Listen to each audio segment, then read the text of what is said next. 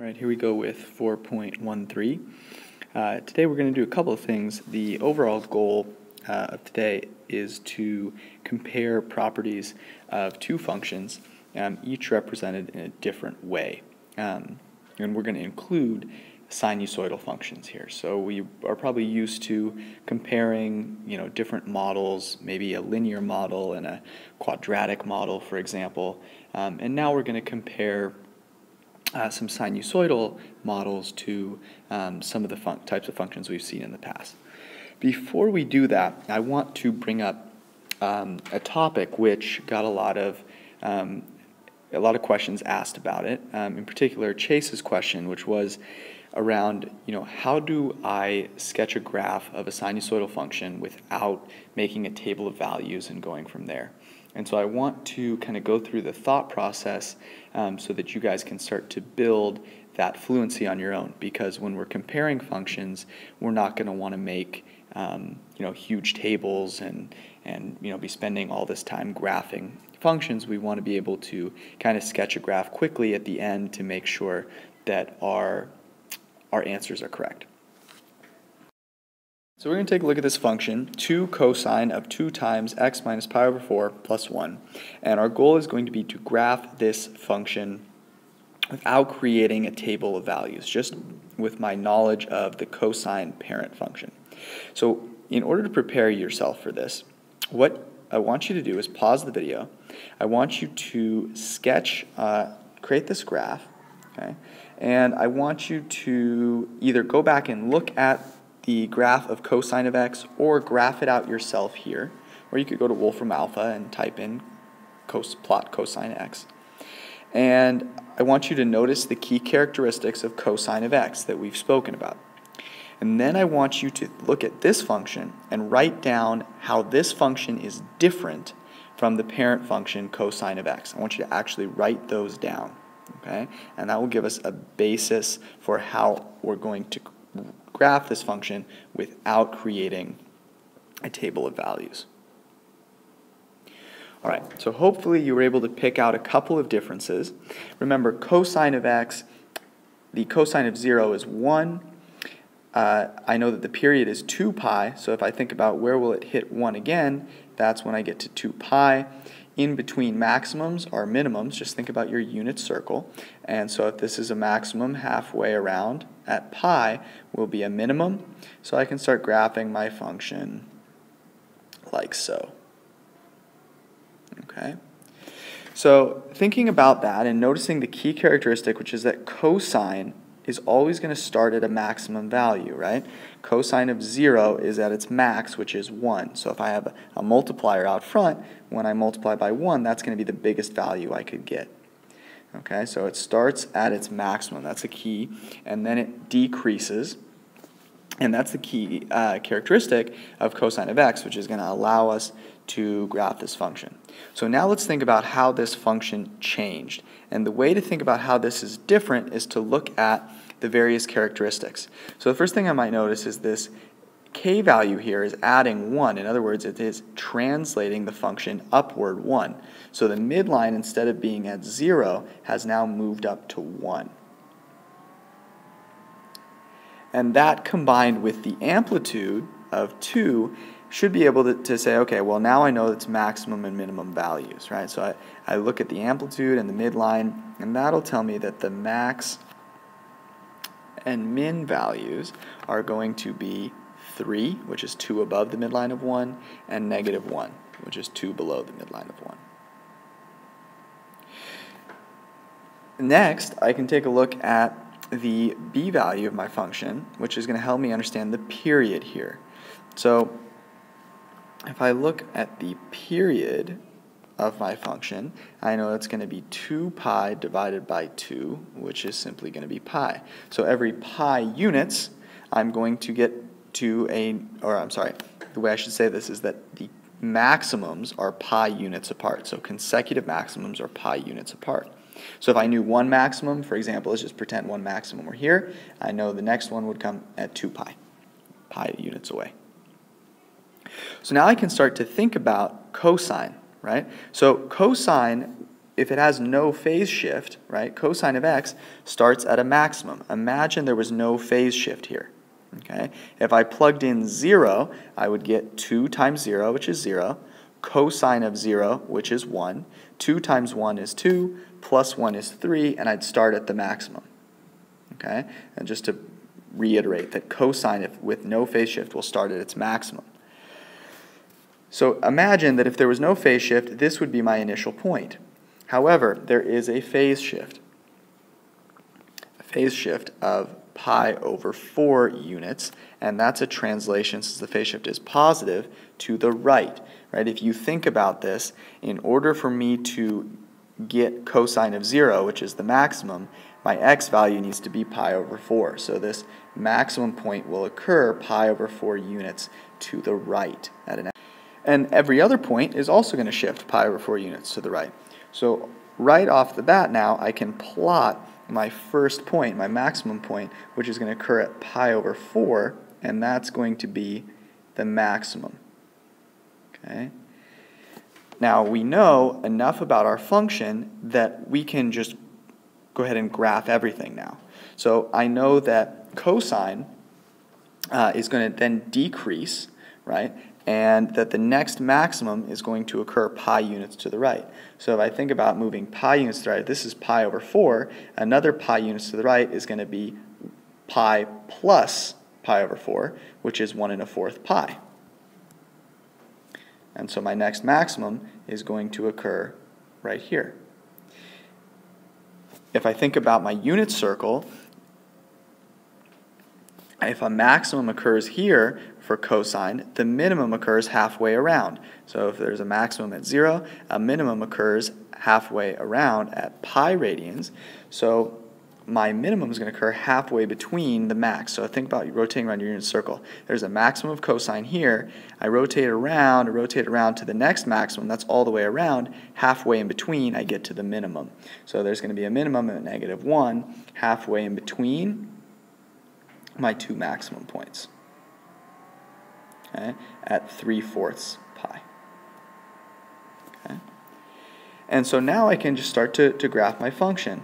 Okay.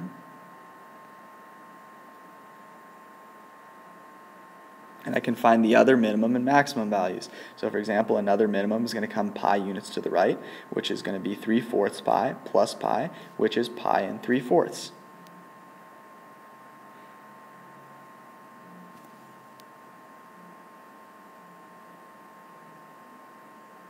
Okay. Moving to the left, I could plot another maximum point, pi units to the left. So if this is pi over 4, I'll have traveled pi over 4 units, so I need to travel another 3/4 pi units to the left, which will get me right here. And halfway in between, I'm going to have a minimum value.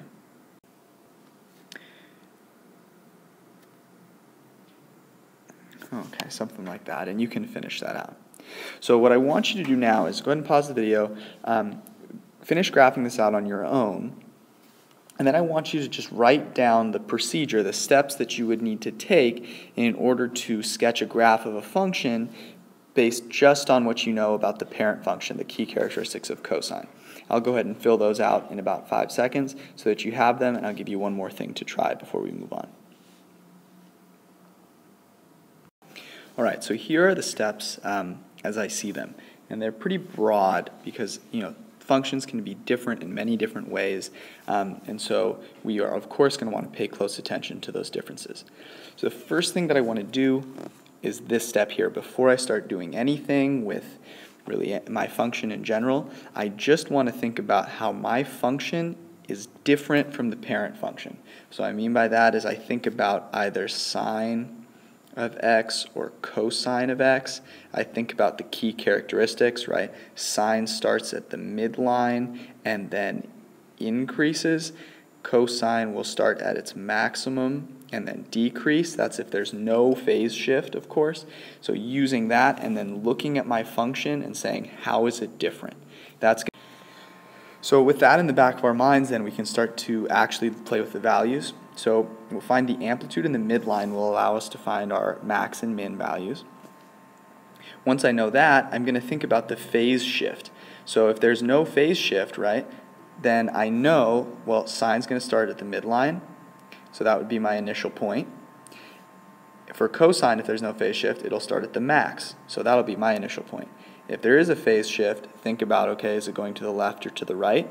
In this case, we know that it's cosine, so the initial point would be at the maximum, but there's a phase shift of pi over 4 units to the right, so that initial point is now at pi over 4. After that, I want to find a max or a min, right? We got lucky for cosine, that point, the first point we found, was a maximum. If we have a sine function, we'll need to make sure we find a maximum because that initial point we find is going to be on the midline. So remember how we do that. We want to make sure the argument is pi over 2. That's where sine has a maximum. So we would find the value that makes it the maximum. So we'd have then 2 points. Okay? So we find a maximum and use the period, or a minimum, and use the period to compute where other maximums and minimums are going to be. And then once we do that, we can complete, right? If we have 2 maximums, we know that the minimum is halfway in between, so on and so forth. Okay? I hope that's helpful. This will take practice, so don't worry if this is something that seems really stressful. And you may want to just continue using the method of finding, amplitude midline, period, phase shift, creating a table of values, plotting your points, and going through. But ultimately, this is going to be much faster. All right, as a challenge, to get a little better at this, what I want you to do is I want you to imagine that instead of 2 cosine this whole thing, I want you to imagine there was change the function so there's a negative sign right here out front. And I want you to go through and on your own graph this. On your own, I'll give you about 5 seconds of video time, so pause it, and then I'll just have a graph sketched of it so you can check your work.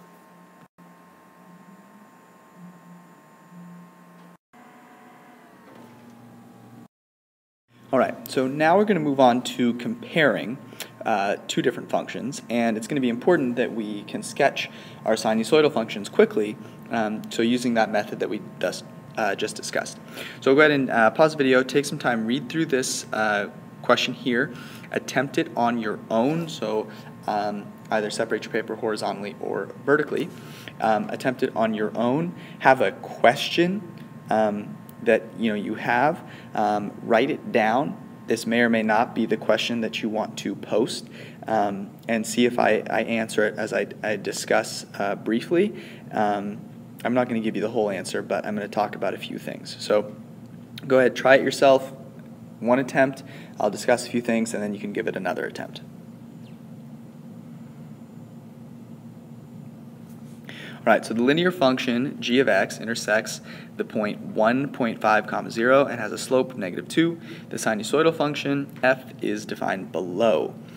F of x is 2 times sine of 2x minus 1. And so the questions are just very basic. Which function has a greater maximum? Which function has a greater y-intercept? For x greater than 100, which function has a greater value? Explain. Sketch a graph of each function and label the parts of the graph which back up your answers to part A, B, and C.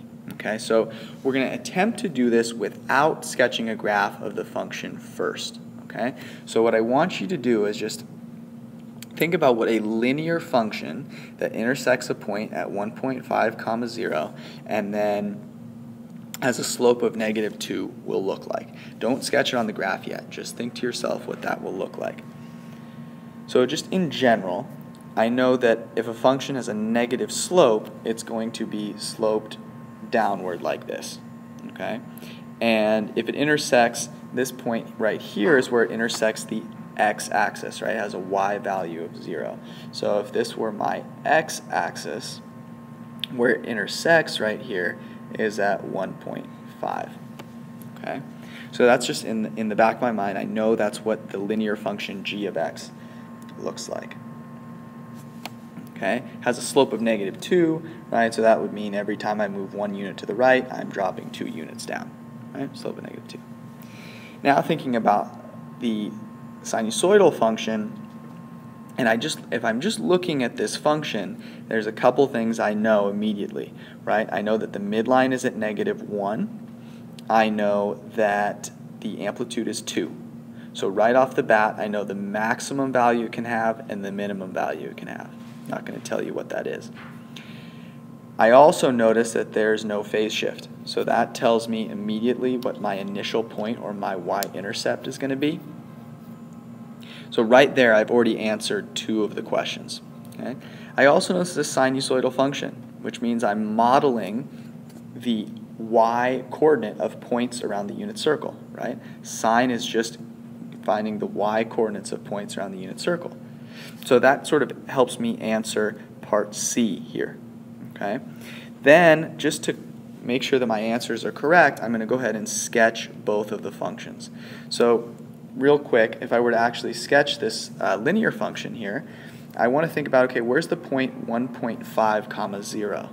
Where 1.5, what is that really close to?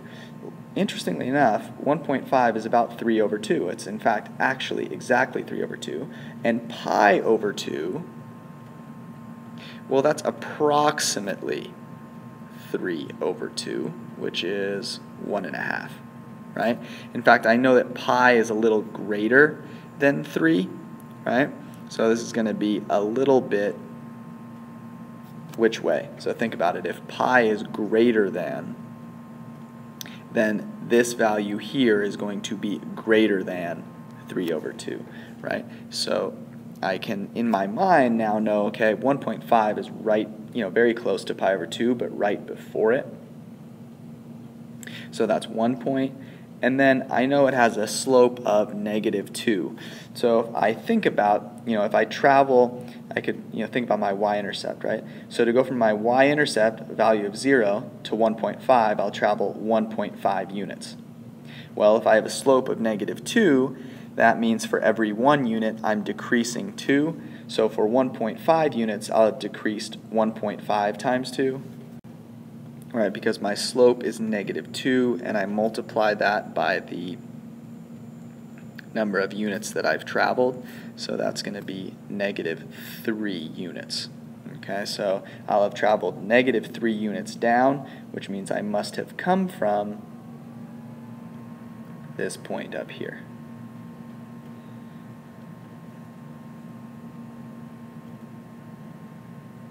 Okay, just like that. And so then I can go ahead and sketch the graph of my sine function. I want to leave you to sketch this on your own and make sure that you're corroborating your answer. Make sure, of course, that you're posting a good specific question and trying to answer others' questions if you feel confident. We're going to do some more comparing tomorrow in class, so I hope everything went well, and we'll see you tomorrow.